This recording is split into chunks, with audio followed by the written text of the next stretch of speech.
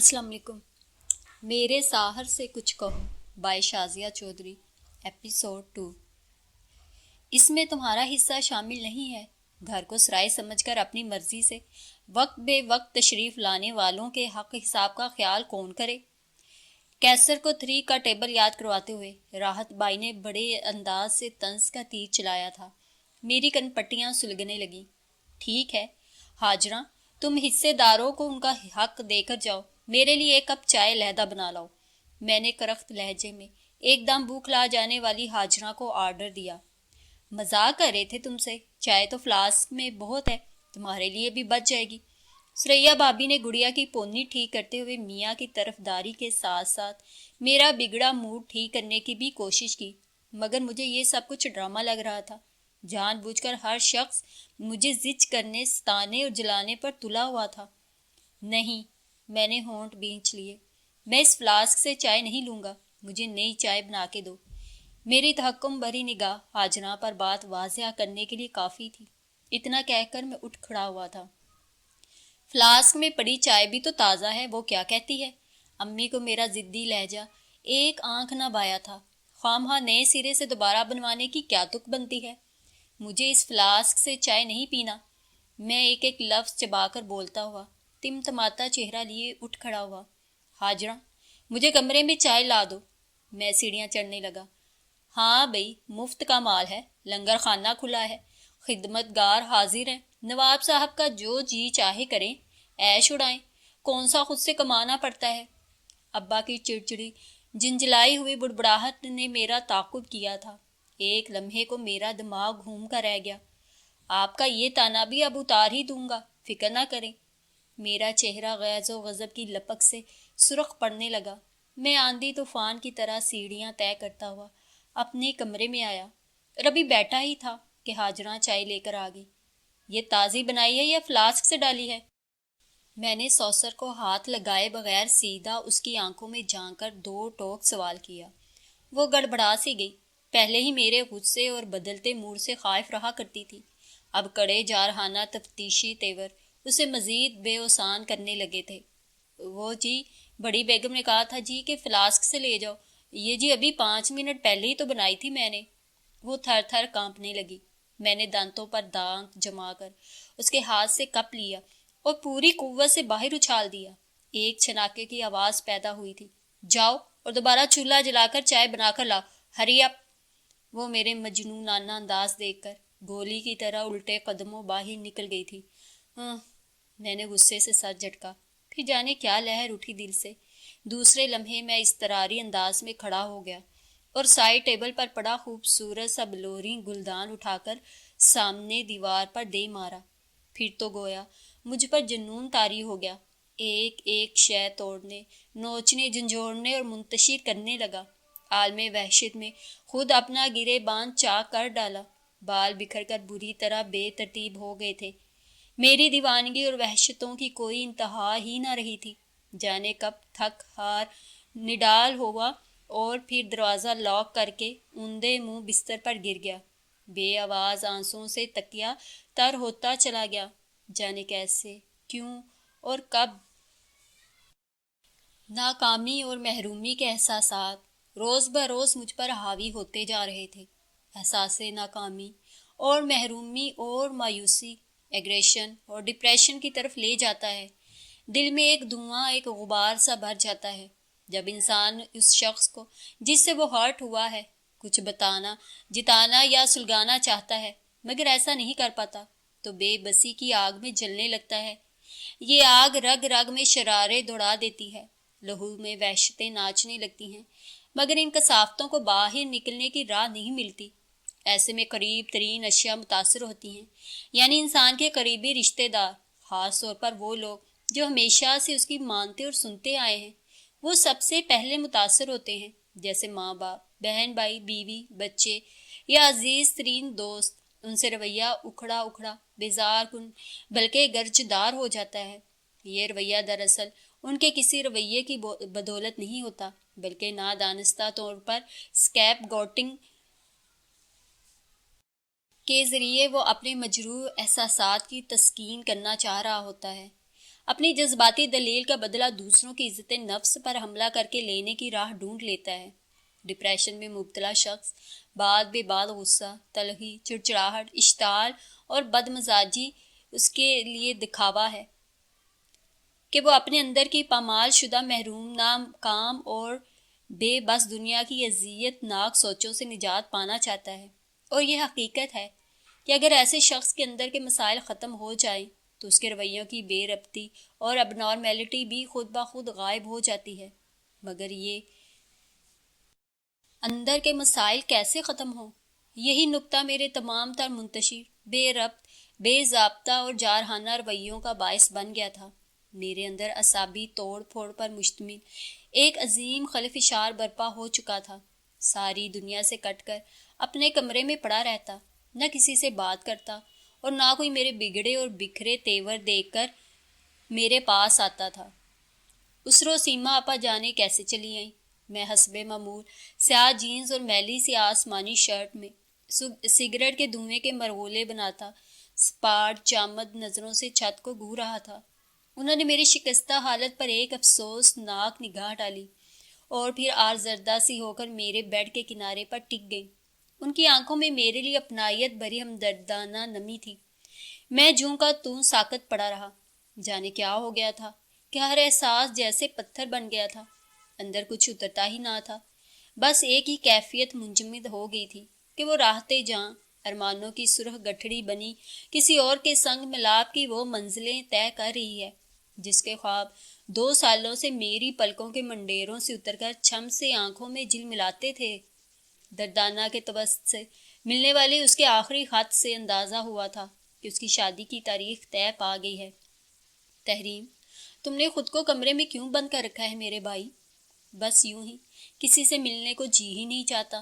میری گہری سانس لے کر اٹھ کر بیٹھتا ہوا مدھم سے بے نیاز لہجے میں گویا ہوا، زندگی ایک کمرے تک محدود ہو جانے کا نام نہیں ہے تحریم۔ وہ مجھے سہج سہج سمجھانے لگی، بھلا اس طرح مقید ہو کر گزر سکتی ہے اتنی طویل عمر؟ اگر انسانوں سے ملنا جلنا رابطے رکھنا ختم کر دو گے تو پھر زندگی میں کیا امنگ لے کر جیو گے؟ وہ دل سوزی سے کہہ رہی تھی۔ امی بتا رہی تھی کہ تم آج کل یونیورسٹی بھی نہیں جا رہے۔ میں نے یونیورسٹی چھوڑ دی ہے۔ میرے بیزار کن لہجے پر وہ ہکا بکا رہ گئی۔ مگر کیوں؟ تم نے تو اتنے شوق سے داخلہ لیا تھا، انجینئر بننا تو تمہارا خواب تھا، اور پھر اگر چھوڑنا ہی تھا تو 2.5 سال پہلے ہی چھوڑ دیتے۔ اب تو تمہارا آدھا سفر طے ہو چکا ہے، تمہارا تیسرا سال شروع ہو چکا ہے، محض 1 سال مزید رہتا ہے۔ یہ حماقت نہ کرو تحریم، کیوں اپنا مستقبل تباہ کرتے ہو؟ کون سا مستقبل؟ کیسا مستقبل؟ مجھے اب کسی شے کی پرواہ نہیں رہی۔ میرے لہجے میں جنون اتر آیا تھا۔ بھلا میں کس دل سے یونیورسٹی جوائن کرتا؟ اب تو حوصلہ ہی نہیں رہا تھا۔ پہلے تنزیلہ کی دید اور قربت کی چاہ میں رات سے صبح نہیں ہو پاتی تھی، مگر اب تو یونیورسٹی جا کر الٹا دل گھبرانے لگتا تھا۔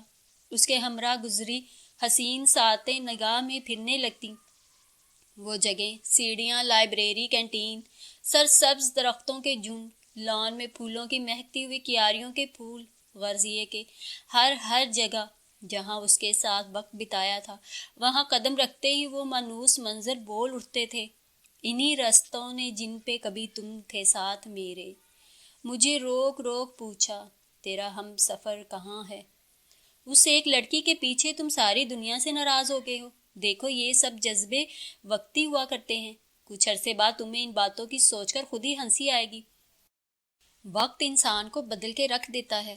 سیما آپا مقدور بار دانائی استعمال کر رہی تھی مجھے راہ راست پر لانے کے لیے۔ میں دل ہی دل میں ہنس پڑا۔ مگر جذبوں کو بدلنے پر قادر نہیں ہے، میں نے زور دے کر کہا۔ جذبے بھی بدل جاتے ہیں، جب دل بدلتے ہیں تو رشتے بھی بدل جاتے ہیں۔ ہمارے تمام اقوال و اعمال کے تسلسل کا فیصلہ وقت کا گھٹتا بڑھتا چکر کرتا ہے۔ سیما آپا کی فلسفیانہ باتیں اس وقت مجھے سخت بری لگ رہی تھیں۔ میں بغیر کسی تاثر کے چپ چاپ بظاہر انہیں سن رہا تھا، مگر در حقیقت ذہن کہیں اور اڑانے بھر رہا تھا۔ دراصل تمام ناکامیوں اور اذیتوں کی جڑ توقع ہوا کرتی ہے، اور اسی سے تعلق کی مضبوطی یا کمزوری کا پتہ چلتا ہے۔ توقع جتنی زیادہ ہوگی، رد عمل کے طور پر ملنے والا دکھ بھی اس کے حساب سے زیادہ ہوگا۔ مگر جب توقع ختم کر دی جائے تو انسان کی زندگی میں ٹھہراؤ اور سکون آ جاتا ہے، اس کے آدھے غم خود بخود دور ہو جاتے ہیں۔ تم بھول کیوں نہیں جاتے کہ تم تنزیلہ نامی کسی لڑکی سے جذباتی طور پر قریب رہے ہو؟ تم اسے بلا دو. دیکھو ابھی ساری عمر پڑی ہے، ایک لڑکی کے پیچھے اسے تو تباہ نہیں کیا جا سکتا نا. آپا پلیز یہ واض و نصیحت کسی اور وقت کے لیے اٹھا رکھیں.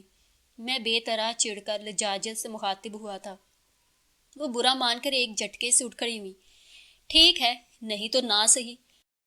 بھلا تو اس کا کیا جاتا ہے جو خود بھی اپنی بھلائی کا طالب ہو. جو شخص خود اپنا دشمن بن بیٹھا ہو اس کے ساتھ کوئی کیا نیکی کرے. وہ پیر پٹکتی ہوئی کمرے سے نکل گئی. میں نے ایک گہرا بوجھل سانس لیتے ہوئے ان کے پیچھے خود بخود بند ہونے والے دروازے کی سمت دیکھا اور پھر بے تاثر انداز میں دوبارہ چھت پر نگاہ جما دی جہاں تخیل کی مدد سے اس ستم گر کی تصویر جلوہ گر ہوتی نظر آ رہی تھی. چلو تمہاری مرضی ہے، اگر پڑھائی چھوڑنا چاہتے ہو تو ڈزنٹ میٹر. ایسا کرو میرے ساتھ اسلام آباد چلو، میں وہاں تمہیں اپنی کمپنی میں کمپیوٹر سیکشن میں لگوا دوں گا.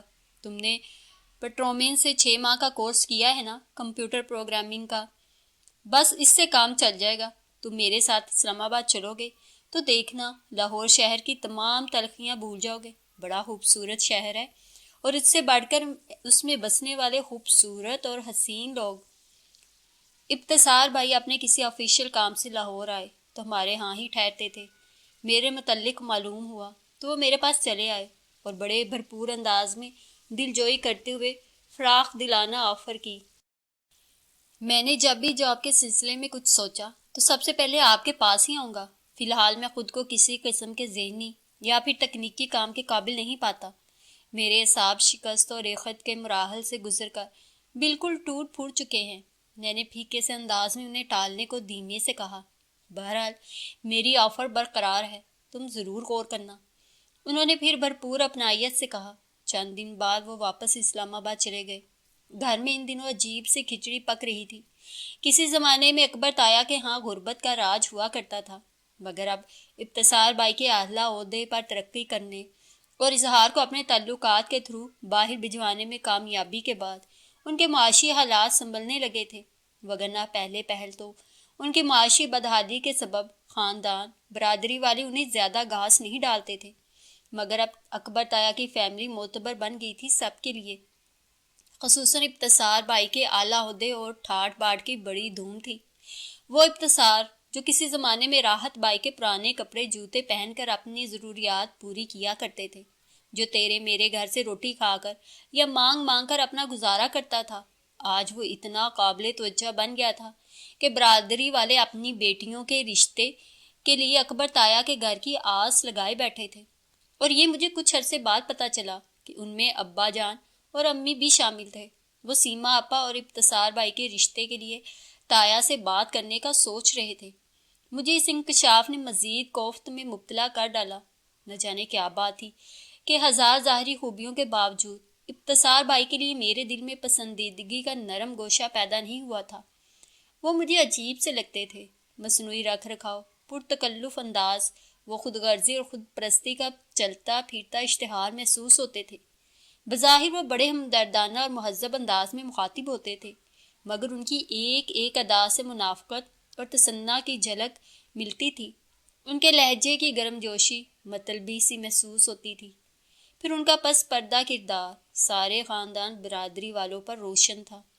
طالب علمی کے زمانے میں انہیں عورت اور شراب کی چاٹ پڑ چکی تھی، جس کے باعث سب رشتہ دار اور جان پہچان کے لوگ ابتسار بھائی سے متنفر ہو گئے تھے.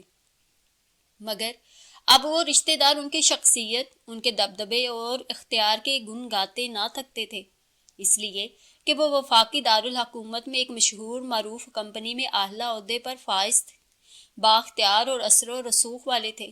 اور یہ بات خاندان والوں کے لیے فخر کرنے کے لیے بہت کافی تھی. وہی خاندانی لڑکا جس کو اپنا رشتہ دار متعارف کراتے ہوئے شرم آیا کرتی تھی، آج خاندان کا ہر بندہ ان سے رشتہ داری جوڑنے اور ان سے تعلق بنانے کو اپنا اعزاز سمجھتا تھا اور میل ملاپ کے بندوں کے درمیان فخر و غرور سے ذکر کرتا تھا. اب ان کی شخصیت کے عیب ان کی مستحکم پوزیشن کے پس پردہ چھپ چکے تھے. سب لوگ جانتے بوجھتے ہوئے بھی اس پہلو سے نظر چرا رہے تھے، مگر میرے دل میں ان کے لیے کوئی گنجائش پیدا نہ ہوئی تھی. ان کے سابقہ موجودہ کردار کی قابل نفرت داستانیں ان کے لیے کوئی احترام آمیز جذبہ جگانے میں ناکام رہی تھی۔ مجھے وہ شخص بحیثیت بہنوئی کبھی اچھا نہیں لگ سکتا تھا۔ فون کی بیل بڑی دیر سے بج رہی تھی، جانے سب کہاں جا سوئے تھے۔ تنگ آ کر میں سیڑھیاں طے کر کے کوریڈور میں رکھے فون اسٹینڈ کے قریب آیا اور توہن کرہن ریسیور اٹھا کر گویا اس کانوں میں سوراخ کرتی تکلیف دہ آواز کو بلند کرنے کی سبیل کی۔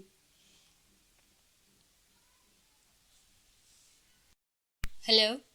میرے لہجے میں زمانے بھر کی کڑواہٹ اور زہر سمویا ہوا تھا، مگر دوسری طرف سے سنائی دینے والی آواز نے گویا مجھ میں 440 وولٹ کا کرنٹ دوڑا دیا۔ میں اچھل ہی تو پڑا تھا۔ یہ تم ہو؟ تم تنزیلہ؟ میری بے ترتیب ہوتی سانسوں کا ارتعاش گواہ تھا کہ اس کی آواز میرے تن میں گویا روح پھونک ڈالی تھی۔ تھینک گاڈ، میں دعا کر رہی تھی کہ تم ہی فون اٹھاؤ۔ اس نے شکر کا کلمہ پڑھتے ہوئے بے اختیار گہری سانس لی۔ کیوں کیا ہے تم نے فون؟ کتنی عجیب بات تھی، کہاں تو میں اس سے رابطہ کرنے کے لیے تڑپ رہا تھا اور کہاں اب اس قدر کٹھور ہو گیا تھا۔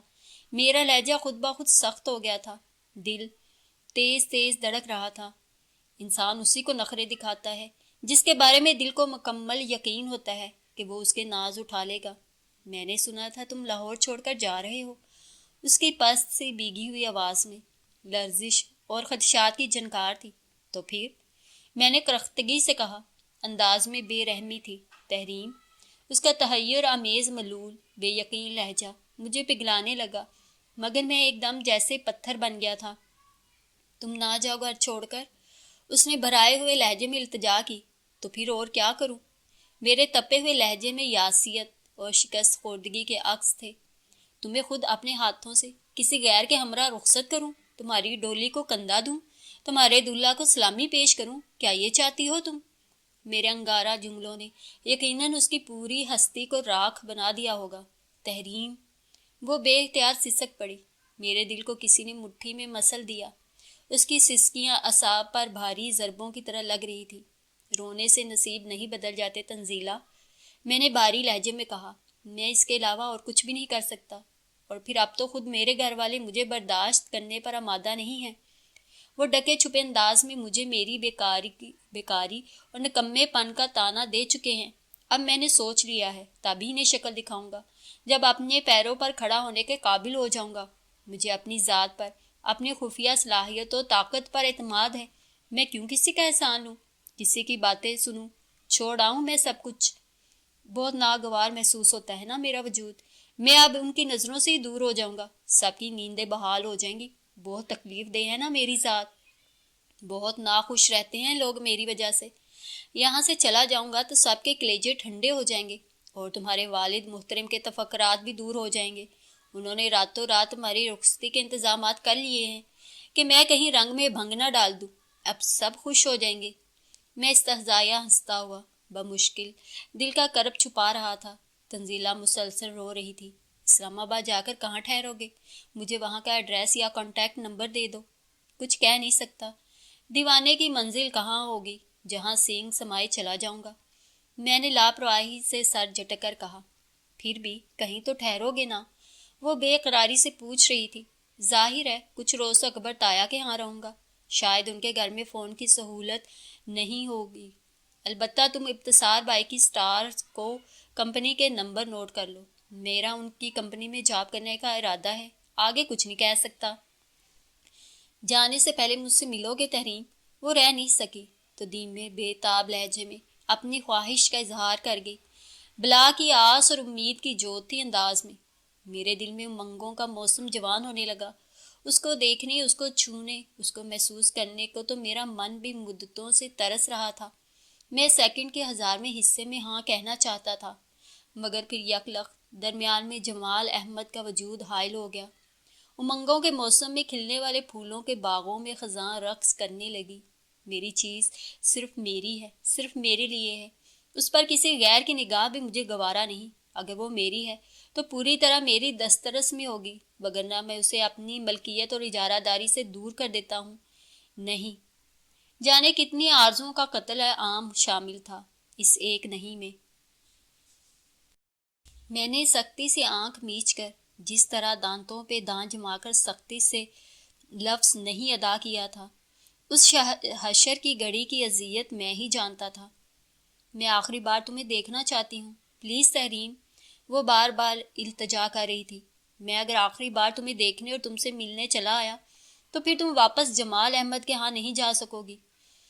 میں گہری سانس لے کر سسراتے ہوئے لہجے میں بلاخر کہہ گیا، تمہیں اپنے سامنے پا کر میرے ضبط کا پارا بکھر جائے گا، میرا خود پر سے اختیار ختم ہو جائے گا۔ میں تمہیں اپنی آنکھوں کے سامنے اپنے ہاتھ سے پھسلتا، اپنے مقدر کے دامن سے نکلتا برداشت نہیں کر سکوں گا، اور ہو سکتا ہے، بلکہ مجھے یقین ہے کہ دیوانگی کے عالم میں تمہیں اپنے ہمراہ لے کر یہاں سے بہت دور چلا جاؤں۔ پیچھے میرے اور تمہارے گھر والوں کے لیے صرف رسوائی اور ذلت رہ جائے گی، مگر ہمیں ایک دوسرے کی قربت کی جنت مل جائے گی۔ اگر اتنا حوصلہ ہے تو میں تم سے ملنے کے لیے تیار ہوں، بلکہ میں تو شروع سے اس راہ پہ چلنے کے لیے قدم بڑھانے کو بے چین رہا ہوں۔ یہ تو تمہاری بزدلی اور کم ہمتی میرے ہاتھ باندھ کے رکھ دیتی ہے۔ تم نے مجھے میرے حوصلے کو توڑ کے رکھ دیا تنزیلہ۔ میرا حرف حرف سلگ رہا تھا، میں اپنے حواسوں سے بیگانہ ہو رہا تھا۔ ریسیور سے اس کی ہچکیاں لینے اور سسکنے کی دل دوز آوازیں آتی رہیں۔ پھر چند ساتھ بعد ریسیور رکھ دیا گیا۔ میں گمسم سا ریسیور پکڑے کتنی ہی دیر اپنی جگہ ساکت و سامت رہا، پھر ٹوٹے ہوئے قدموں سے اپنے کمرے میں چلا آیا۔ دروازہ لاک کر کے، کمرے میں اندھیرا کر کے میں اوندھے منہ بیڈ پر گر گیا اور تکیوں میں منہ چھپا لیا۔ جانے کیسے، کس طرح آنکھوں سے گرم گرم پانی ابل آیا اور تکیے بھگونے لگا۔ میں نے اس گرم سیال کو بہنے دیا کہ شاید اسی طرح دل کی تپش میں کچھ کمی واقع ہو جائے۔ ہر چند کہ آگ بجھنے والی نہیں تھی، وہ قیامت جو گزرنی تھی گزر بھی گئی دوست۔ تیرے لہجے کی تھکن میں تیرا دل شامل ہے، ایسا لگتا ہے جدائی کی گھڑی آ گئی دوست۔ امجد سلام امجد کہتے ہیں کہ جب گھر میں اچانک ایسی آگ بھڑک اٹھے جو چشم زد میں ہر ایک شے کو اپنی لپیٹ میں لے لے، آگ بجھانا مشکل ہو اور گھر کا اثاثہ بچانا ناممکن ہو، تو ایک ہی راستہ رہ جاتا ہے کہ جو بچتا ہے وہی بچاؤ۔ گھر کی سب سے قیمتی چیز ہاتھ لو اور دور نکل جاؤ۔ میرے دل میں بھی ایسی ہی آگ لگی تھی۔ میں نے آنکھوں میں بجھتے ہوئے خواب سمیٹے، یاد کے ٹکڑے دھیان میں رکھے، اس کے خطوط، اس کے تحائف، اس کی محبتیں سمیٹی، اور اس آگ میں دل کو جلتا ہوا چھوڑ کر دور نکل آیا۔ اس شام و رخصت کا سماں یاد رہے گا، وہ شہر، وہ کوچہ، وہ مکان یاد رہے گا، وہ ٹیس کہ ابری تھی ادھر یاد رہے گی، وہ درد کہ اٹھا تھا یہاں یاد رہے گا۔ ہم شوق کے شعلے کی لپک بھول بھی جائیں، وہ شمع افسردہ کا دھواں یاد رہے گا۔ آنکھوں میں سلگتی ہوئی وحشت کے جلوں میں وہ حیرت و حسرت کا جہاں یاد رہے گا۔ ہم بھول سکے ہیں نہ تجھے بھول سکیں گے، تو یاد رہے گا ہمیں، ہاں یاد رہے گا۔ اسلام آباد کے اس چھوٹے سے گھر میں بہت سے لوگ رہتے تھے اور سب کے سب مجھ سے محبت اور اپنائیت سے پیش آ رہے تھے، میرا بھرپور خیال رکھ رہے تھے، ہر طرح سے میرے آرام و سکون کو مد نظر رکھتے۔ انتصار بھائی نے کہہ دیا تھا، کچھ روز آرام کر لو، پھر جب تمہارا موڈ بن جائے جاب کرنے کا تو مجھے بتا دینا، تمہارے لیے جگہ میں نے یہاں پہلے سے بنا لی ہے۔ وہ لوگ اس دوہرے رشتے کو برقرار رکھنے کے دلی طور پر خواہش مند تھے، اور اڑتی اڑتی یہ خبر بھی ان تک پہنچ گئی تھی کہ لڑکا لیتو لال سے کام لے رہا ہو۔ سو اب مجھے لبار اجا کر رام کرنے کے چکروں میں تھے۔ ماہرہ اس میں پیش تھی۔ یہ تو مجھے اندازہ تھا کہ وہ مجھ سے محبت کرتی ہے اور شدت سے میرے ساتھ کی خواہاں ہیں۔ اس کا اظہار کبھی سال 2 سال بعد اتفاقاً گاؤں میں آمنے سامنے ڈکے چھپے انداز میں وہ بارہا کر چکی تھی، مگر یہاں تو جیسے اسے کھلی چھٹی مل گئی تھی۔ اس کی تو گویا مراد بھر رہی تھی۔ وہ دیدہ دلیری سے میرے لیے مختص کیے گئے کمرے میں کسی نہ کسی بہانے آ ٹپکتی، میرے کھانے پینے، سونے جاگنے، کپڑے، جوتے اور دیگر معاملات کا وہی خیال رکھتی تھی، مگر میرے دل پہ چڑھنے میں اسے مسلسل ناکامی کا منہ دیکھنا پڑ رہا تھا۔ وہ اس طرح مجھ سے قریب ہونے کی کوشش کر رہی تھی، مگر میرے دل کو رتی بھر پرواہ نہ تھی اس کے الٹے سیدھے ہتھ کنڈوں کی۔ میں نے کبھی اسے لفٹ نہیں کروائی تھی، ہمیشہ دھتکارتا رہا تھا۔ اب بھی میری جانب سے مکمل گریز، بیزاری اور رکھائی کا مظاہرہ ہوتا تھا، مگر وہ عجیب ڈھیٹ لڑکی تھی۔ میرے نروٹھے پن اور سرد رویے کے باوجود اسی چاہت اور والہانہ پن سے میری خدمت کیے جاتی، مجھ سے ملنے کی سبیلیں تلاش کرتی رہتی۔ ایک اور چیز جو میں نے نوٹ کی وہ یہ کہ اس گھر میں ہر شخص اپنی الگ زندگی بسر کر رہا تھا، اپنی مرضی اور اپنے طور طریقوں سمیت، جس کا جو جی چاہتا وہ کر گزرتا۔ کوئی کسی کے آگے جواب دہ نہیں ہوتا تھا۔ چھوٹے بڑے کا لحاظ اور گھریلو امور میں نظم و ضبط کا شدید فقدان دیکھنے میں آیا تھا۔ ہر شخص کا اپنا الگ قبلہ تھا۔ گھر میں جدید سہولیات کی فراوانی تھی، مگر انہیں استعمال کرنے کا سلیقہ اور کرینہ ندارت تھا۔ انداز نہایت بھونڈا پھوڑا اور احمقانہ ہوتا تھا۔ ہاں ایک چیز کا پورے گھر کو نشہ تھا، ڈش کے پروگرام دیکھنے اور وی سی آر پر فلمیں دیکھنے کا۔ اس کے لیے چھوٹے بڑے کی کوئی تخصیص یا قواعد و ضوابط رائج نہیں تھے۔ تایا اکبر اور تائی نورہ سارا دن دیکھ دیکھ کر نہیں تھکتے تھے۔ مائرہ تو خصوصیت سے انڈین فلموں اور زی ٹی وی کے پروگرامز کی دیوانی تھی۔ ابتسار بھائی تو خیر آفس میں بڑی بزی رہتے تھے۔ اظہار باہر چلا گیا تھا۔ اس سے چھوٹے نثار اور نواز بھی کچھ کم شقیع نہیں تھے۔ پھر آئے دن ان کی 4 بیاہی بہنوں میں سے کوئی نہ کوئی اپنے بچوں کی فوج ظفر موج ہمراہ لے کر بھائی کے گھر رہنے کو چلی آتی تھی۔ کوئی بد نظمی تھی۔ طاہرہ البتہ سب بہن بھائیوں میں کچھ سلجھی ہوئی اور سدھری ہوئی نظر آتی تھی۔ وہ زیادہ تر کچن کے کاموں اور صفائی ستھرائی میں لگی رہتی تھی۔ شاید انہیں فلموں اور ڈش انٹینا کا اعجاز تھا کہ مائرہ کی نگاہ، ہاتھ، چہرے اور وجود کی اشارتوں اور حرکات و سکنات میں عجب طلب امیز جذباتیت اور ذو معنی چھیڑ شامل ہو گئی تھی۔ بظاہر وہ خطا انجانے پن کے عالم میں سرزد ہوتی دکھائی دیتی تھی، مگر میں بھی آخر کو تجربے کار تھا، جذبات برت چکا تھا، وارفتگی کی برسات میں کئی بار بہہ کر تنزیلہ کے ہمراہ بھیگا تھا۔ میرے احساسات ان اتفاقی وارداتوں کی اساس اور شدت سے بخوبی واقف تھے۔ میں نے لمحوں میں مائرہ کا سراپا پڑھ لیا تھا۔ اس کے انگ انگ میں جوانی کے منہ زور تقاضے کوکتے تھے، اور میں اس صورتحال سے کچھ خوف زدہ سا سراسیمہ سا ہو کر رہ گیا تھا۔ کہاں تک کنارہ کشی کرتا؟ ذہن پہلے ہی سوچ کے بہت سے خانوں میں بٹا ہوا تھا، اور بکھیڑے ہی کیا کم تھے جو اس نئی مصیبت سے چھٹکارا پانے کی تدبیر سوچنے کی مہلت ملتی۔ اس کا طریقہ واردات بہت انوکھا ہوتا تھا۔ کبھی کھانے کی ٹرے اس طرح پکڑا کرتی کہ لا محالہ اس کے ہاتھ میری انگلیوں کا لمس پا جاتے، کبھی کپڑے تھماتے ہوئے جیسے اپنا پورا ہاتھ پیش کر دیتی۔ کوئی چیز تھماتے ہوئے اس کی شعوری کوشش یہی ہوتی تھی کہ ممکنہ حد تک میرے قریب ہو کر میرے ہاتھ کی گرفت کا لطف لے سکے۔ میں بستر پر نیم دراز کچھ سوچ رہا ہوتا، کوئی کتاب پڑھا ہوتا تو وہ یوں ہی بلا وجہ اندر آ کر بستر کے بہت قریب پڑی سائڈ ٹیبل یا کچھ اونچے کارنرز پر رکھی چیزوں سے چھیڑ چھاڑ کرنے لگتی، صفائی کے بہانے، محض میرا قرب پانے کے لیے۔ اس کے یہ سستے سوکیانہ طریقے، جذباتیت اور نفسانی خواہش کی تکمیل کے بازاری انداز بالکل ویسے ہی تھے جیسے اکثر طالب علمی کے زمانے میں دیگر لڑکیوں اور کبھی اتفاقاً شعبے سے وابستہ یا ریڈ لائٹ ایریا سے تعلق رکھنے والی لڑکیوں کے مجھ سے ملاقات کے بعد دیکھنے کو ملتے تھے۔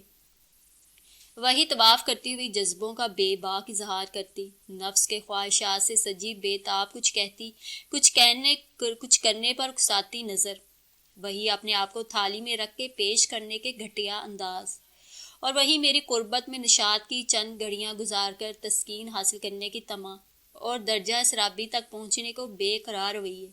مجھے کراہت آتی تھی عورت کے اس روپ سے۔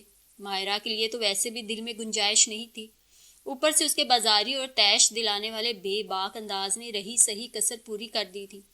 اپنے ہاتھوں سے اپنا گلا گھونٹ لوں گا، مگر اس چڑیل کو نکاح میں نہیں لاؤں گا، میں نے دانت پیس کر سوچا تھا۔ میں تائی نورہ کے اصرار پر سب کے ہمراہ ڈرائنگ روم میں آ بیٹھا تھا۔ تھوڑی دیر بعد کسی بچے نے وی سی آر لگا دیا، کوئی انڈین فلم لگی ہوئی تھی۔ سب لوگ برضا رغبت دیکھنے لگے۔ میں بیزار سا ہو کر پرانا رسالہ اٹھا کر دیکھنے لگا۔ کتنا پیارا سین ہے، دیکھیے تو۔ مجھے اپنے بہت قریب سے سرگوشی سنائی دی۔ میں نے اپنے دائیں طرف دیکھا، وہ مجھ سے بہت کم فاصلے پر بیٹھی میری طرف ہی متوجہ تھی۔ نظر ملنے پر مسکرائی اور انگلی اٹھا کر ٹی وی کی طرف اشارہ کیا۔ یوں ہی بلا وجہ نگاہ اسکرین کی طرف اٹھی، اور پھر جیسے میری رگوں میں خون ابلنے لگا۔ اتنے واہیات اور بے باک سین کو وہ پیارا کہہ رہی تھی، اور کس دھڑلے سے ایک جوان لڑکے اپنی ماں بہن اور بھائیوں کے ہمراہ شوق و ذوق سے بیٹھی دیکھ رہی تھی۔ شرم و حیا جیسے تایا اکبر کی فیملی گاؤں میں ہی بھول آئی تھی۔ ہیرو اور ہیروئن قابل اعتراض حد تک ایک دوسرے سے قریب ہو کر چہلیں کر رہے تھے۔ میں نے رخ، چہرے اور غیظ بری نگاہ کے ساتھ اپنی توجہ فوراً اسکرین سے ہٹا لی۔ تائی نورہ، ان کی بڑی بیٹی صابرہ اور مائرہ کی موجودگی میں کم از کم مجھ میں اتنی جسارت نہیں تھی کہ ایسے شرمناک مناظر سے لطف اندوز ہو سکوں۔ ہمارے ہاں ایسی چیز کا تصور بھی موجود نہیں تھا۔ یہ نہیں تھا کہ میں کوئی عابد زاہد بندہ تھا یا قربتوں کی آغوش میں کھلنے والے گلوں سے انجان تھا۔ مجھے فرشتہ ہونے کا دعویٰ ہرگز نہیں تھا کہ عالمی مدہوشی میں لا تعداد دفعہ تنزیلہ کی بے ایمان کر دینے والی قربتوں میں دست و لب بہکے تھے۔ بہت سی غیر اخلاقی اور گستاخ حرکات سرزد ہوئی تھی جنہیں میں محبت کا حصہ اور حق سمجھ کر ضمیر کو مطمئن کر لیتا تھا، مگر حدود و قیود کا پورا خیال رکھا تھا۔ جنوں خیزیاں برپا بھی ہوتی تھیں تو پاکیزگی کے حصار میں رہتی تھی، نفس کو کھلا نہیں چھوڑا تھا۔ لیکن یہ لڑکی، اف خدایا، اس کے رنگ ڈنگ دیکھ کر میں چکرا کر رہ گیا تھا۔ کتنی منہ زور ہو گئی تھی اس کی جوانی، اور گھر والوں نے جیسے اس کی طرف سے کان لپیٹ رکھے تھے۔ میں ہونٹ کاٹتا اوپر اپنے کمرے میں چلا آیا۔ مجھ سے اتنی بے غیرتی کا مظاہرہ نہیں ہوتا تھا کہ گھر کی لڑکیوں اور بزرگ خاتون کے ہمراہ ایسی بے ہودہ موویز دیکھوں۔ انہیں تو اپنی جگہ لحاظ نہیں آ رہا تھا، مجھے ہی کرنا پڑا۔ ابھی مجھے کمرے میں آئے کچھ لمحے گزرے ہوں گے، چائے کا کپ تھامے مائرہ بھی چلی آئی۔ لیجیے چائے، بڑی ادا سے کہتے ہوئے چائے پکڑاتے ہوئے وہ اس طرح آگے بڑھی کہ اس کا ریشمی رسی نما چھوٹا سا دوپٹہ پھسل کر ہاتھوں پہ آ گیا۔ وہ چند ثانیے اسی پوزیشن میں رہی، مگر میں نے نگاہ اٹھا کر نہ دی۔ میں دل ہی دل میں اس کے چارہ ڈالنے والے فتنہ پرور انداز پر پیچ و تاب کھا رہا تھا۔ وہ سمجھ رہی تھی اس طرح کے مظاہروں سے مجھے نفسانی خواہشات کا غلام بنا کر اپنے دائرہ اختیار میں لے لے گی۔ یہ نہیں جانتی تھی کہ ایسے معاملات میں اس کا بھی استاد ہوں، میرے سامنے اس کے مکر نہیں چل سکتے تھے۔ آپ کیا پڑھے ہیں؟ اس نے مایوس ہو کر پوزیشن بدلی اور سرہانے کی جانب سے بہت قریب آ کر حد درجہ شیریں لہجے میں پوچھنے لگی۔ کتاب۔ میں نے شاعری کی کتاب پڑھتے ہوئے مختصراً سپاٹ لہجے میں جواب دیا۔ جی چاہ رہا تھا اس کا سر توڑ کے رکھ دوں، آخر وہ میرے خاندان کی لڑکی تھی۔ باہر کی لڑکیوں کی سستی اداؤں پر مجھے کبھی غصہ نہیں آیا تھا کہ وہ ان کا اپنا لائف سٹائل تھا۔ مرد باہر کی عورت کی ایسی ادائیں برضا رغبت انجوائے کر لیتا ہے، مگر گھر کی عورت کے سر سے کھسکتا دوپٹہ بھی اس کی غیرت کے لیے چیلنج بن جاتا ہے۔ تمہیں کوئی کام نہیں ہے تو جاؤ یہاں سے۔ میں بمشکل اپنے اندر بڑھکتے غیظ و غضب پر قابو پا کر درشتی سے بولا۔ وہ کچھ دیر کو مس نظروں سے مجھے دیکھتی کشمکش کے عالم میں کھڑی رہی۔ میں ہونٹ دباتا ہوا پیشانی پر ناگواری کی شکنیں لیے اپنی نظر کتاب کے صفحات پر گاڑے بیٹھا رہا۔ آپ ناراض ہیں مجھ سے؟ بڑی دیر بعد اس نے کچھ ملول سے انداز میں پوچھا۔ نہیں، میں بدستور نظر اٹھائے بغیر بیزاری اور سختی کے ملے جلے انداز میں مختصراً کہا۔ تو پھر اس طرح کیوں کہہ رہے ہیں؟ وہ رہانسی ہوگی۔ کس طرح؟ میں نے غیر ارادی طور پر اس کی سمت دیکھا، وہ بھی مجھ پر نظر جمائے ہوئے تھی۔ نظروں کا تصادم ہوا اور میں تھرا کر رہ گیا۔ او خدایا، یہ لڑکی اس وقت دیوانگی کی سرحدیں چھو رہی تھی۔ اس کے چہرے کی تمتماہٹ، لبوں کی لرزش اور آنکھ کی پیاسی کیفیت کھلم کھلا اعلان کر رہی تھی کہ اس کے اندر کون سا لاوا دہک رہا ہے۔ اس کی نظریں میرے بھرپور سراپے کا انگ انگ چھو رہی تھی۔ ان آنکھوں میں نثار ہو جانے والی، قربان ہو جانے والی، سمٹ کر فنا ہو جانے والی کیفیات رقم تھی۔ وہ میری مردانگی سے بھرپور طلسمی مقناطیسی وجود کی برکھا میں بھیگ کر اپنی منہ زور جوانی کو سرفراز کرنا چاہتی تھی۔ میری خاموشی کو میری رضامندی جان کر وہ خود فراموشی کسی حالت میں بے اختیار میری طرف بڑھی۔ میں خیالوں کی زنجیر سے الجھتا ہوش میں آیا تو وہ میرے خاصے نزدیک آ چکی تھی۔ میری رگ رگ میں آگ دہکنے لگی، بدن سنسنانے لگا۔ دفع ہو جاؤ یہاں سے۔ میں نے اسے پرے دھکیل کر ایک زوردار چانٹا مارا اور گھرا کر کہا۔ وہ میرے غضبناک تیوروں سے ہراساں ہو کر کمرے سے نکل گئی۔ اس کی نظروں میں بے یقینی اور حیرت کے عکس تھے۔ عورت اس مقام پر آ کر کتنی غلیظ اور مکروہ ہو جاتی ہے۔ اپنے بپھرے ہوئے تنفس پر قابو پانے کی کوشش کرتا ہوا میں تیز تیز قدموں سے کمرے میں ادھر ادھر چکر لگا کر اندر دہکتے آتش فشاں کو ٹھنڈا کر رہا تھا۔ ماہرہ کی اس درجہ بے حجاب اور بے باک رویوں کے پیچھے بہت سے عوامل کار فرما تھے۔ خود تایا اکبر بھی اپنے عہد جوانی میں بڑے گل کھلا چکے تھے خاصے رنگین مزاج اور شوقین ہوا کرتے تھے۔ بڑا بیٹا ابتسار انہی کے نقش قدم پر چلتا ہوا اس مقام تک پہنچا تھا۔ ابتسار بائی کی عورت اور شراب سے ضرورت کی حد تک بڑا ہوا لگاؤ کسی سے ڈکا چھپا تو نہیں تھا۔ پھر تائی نورہ نے بھی اپنے بچوں کی اخلاقی تربیت اور ان کے کردار و عادات کو سنوارنے میں کبھی دلچسپی نہیں لی تھی، اور سب سے بڑھ کر گھر کا بد نظمی اور من مانیوں پر اکسانے والا ماحول۔ اسی وجہ سے ماہرہ کے اخلاق و کردار کی تمیز نہیں ہو پائی تھی۔ ماہرہ ہی کیا، سب بہن بھائیوں کے ذہن و کردار اعلیٰ سماجی معاشرتی تہذیب و شائستگی اور تمیز و لحاظ سے عاری تھے۔ بڑا بھائی کما رہا تھا اور باقی سب عیش کر رہے تھے۔ گاؤں کے غربت زدہ ماحول سے نکل کر شہر کے عیش و آرام میں پڑھ کر سب کچھ بھول چکے تھے۔